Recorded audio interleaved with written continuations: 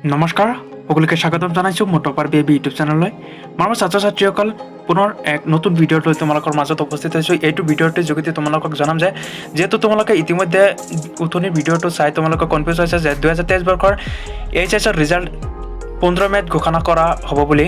এইটো তোমালোকে কনফিউজ হৈছে যে 2023 বৰ্ষৰ ৰিজাল্ট এইচএছৰ ৰিজাল্ট 15 মে'ত ঘোষণা হ'ব নে নাই, তাক লৈ তোমালোকে কনফিউজ হৈছে। আজি ভিডিঅ'টোৰ যোগেদি তোমালোকৰ কনফিউজটো দূৰ হ'ব। মৰমৰ ছাত্ৰ ছাত্ৰীসকল, আৰু এইচএছৰ ৰিজাল্ট কোনকেইটা ৱেবছাইটত উপলব্ধ হ'ব এইকেইটা তোমালোকক জনাই দি আছোঁ।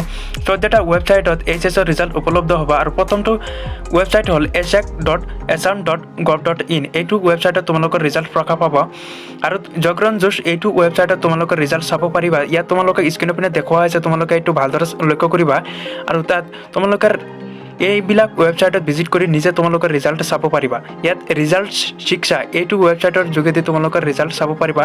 মৰমৰ ছাত্ৰ ছাত্ৰীসকলে ইতিমধ্যে যিহেতু শিক্ষামন্ত্ৰী ডাঙৰীয়া আৰু মুখ্যমন্ত্ৰী ডাঙৰীয়া এতিয়ালৈকে কোনো ৰিজাল্ট সন্দৰ্ভত মেট্ৰিক আৰু এইচএছৰ ৰিজাল্ট সন্দৰ্ভত কোনো টুইট কৰা নাই যে ৰিজাল্ট কেতিয়া প্ৰকাশ পাব, আৰু এতিয়ালৈকে সিদ্ধান্ত লোৱা নাই যে চৰকাৰে কেতিয়া ৰিজাল্ট ঘোষণা কৰিব। ইতিমধ্যে যিহেতু শিক্ষা বিভাগৰ ফালৰ পৰা কোনো নটিচ জাৰি কৰা হোৱা নাই, কিন্তু অফিচিয়েল ৱেবছাইটত এতিয়ালৈকে নটিফিকেশ্যন জাৰি নকৰিলেও জনপ্ৰিয় ৱেবছাইটসমূহত ৰিজাল্ট 15 মে'ত ঘোষণা হ'ব বুলি দেখা গৈ আছে।